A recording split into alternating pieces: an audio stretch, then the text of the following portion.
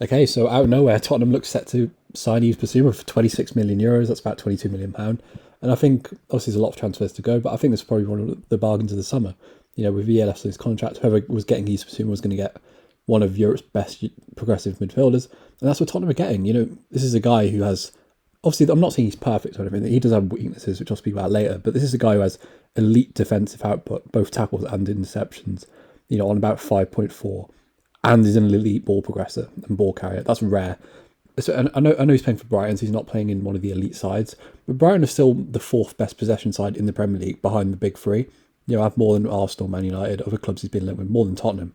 So he's used to playing in a ball dominant side, which I think will help him kind of adjust from going to Brighton to Tottenham. But that makes his defensive output and his ball progression numbers even more impressive.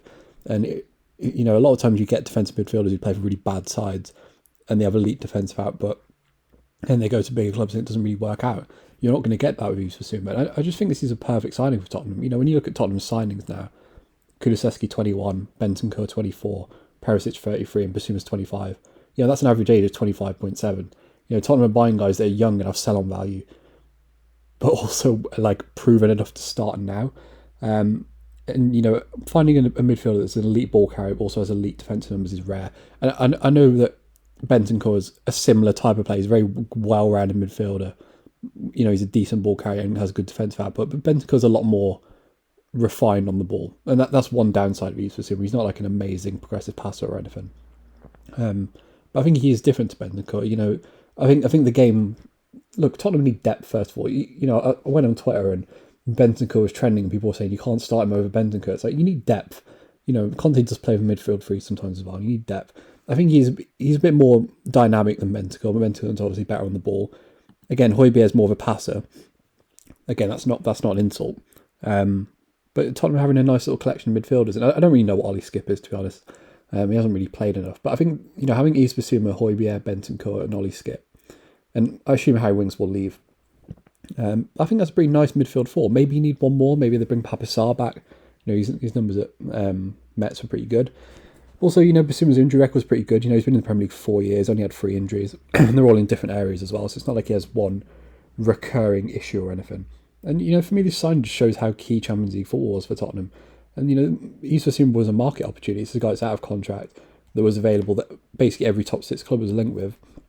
And Tottenham had got him. And I think the nice thing about this transfer as well is it kind of also disproves the myth that, Conte just wants old Italian blokes who are 33 and doesn't really care about building the future of the club.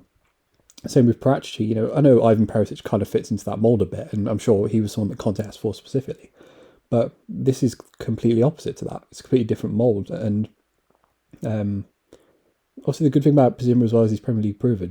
When Tottenham signed Giovanni Lo Celso from Betis and got under Mele at Lyon, I'm not going to lie, they were signings I thought were really great as well. And maybe, especially in the case of Ndombele, probably didn't handle Premier League football. Obviously, Lo Celso just had injury record. And the great thing about this transfer as well is, 26 million euros? Tottenham will probably get 15 to 20 million for Lo Celso, and maybe not that much for Ndombele, just about how bad his injury record is and how high his wages are. But Tottenham will pay for this probably by getting rid of players they don't want. Even Harry Winks, Tottenham will probably get like 10 to 15 million pound for Harry Winks. They've just sold Cameron Carter-Vickers for 5-6 million. They're funding these moves by selling players anyway. And I think they've had a really good start to window so far, Tottenham, with Perisic and Bissouma. And with sales, they'll probably already pay for it anyway. So I think this is a perfect start to the window. Obviously, the only concerns with Bissouma, there's that court case going on. No one really knows what's going on with that. I assume Tottenham wouldn't be spending 26 million euros unless they kind of had seen the evidence and know that there's done nothing wrong. He's not like an amazing progressive passer or anything. His pass completion rate's fine, probably because he plays in a ball-dominant Brighton side. But the fact he's not a great progressive passer to me is a bit of a concern. But, I think you've got enough of that in Højbjerg and Bentancur, and he's not a goal threat, and he's not a particularly creative player or anything. That's fine. Bissouma's a guy who will run around a lot, get the ball back, and carry it up the pitch for you, and give it to someone who's more creative. So yeah, I think this is just a perfect signing overall. I don't really see, assuming the court case is kind of settled with, and this is a guy that Conte wants. I think this is a perfect signing for Tottenham, and again, like I said it when I was speaking about Ivan Perisic, I think Tottenham have already kind of got third wrapped up. And I know Chelsea will buy players, but right now, like if I had to bet on it, I think Tottenham have got third place set up pretty easily just from this signing in Perisic and obviously the quality of Conte. So yeah, this is such an exciting window if you're a Tottenham fan. I'm not, but for you Tottenham fans out there, I'd be buzzing with the signing. Especially, this is just a perfect signing. I can't think of any downsides really. I'm kind of just clutching at straws. So yeah, if you enjoyed the video, subscribe to the channel, like the video, and yeah, peace.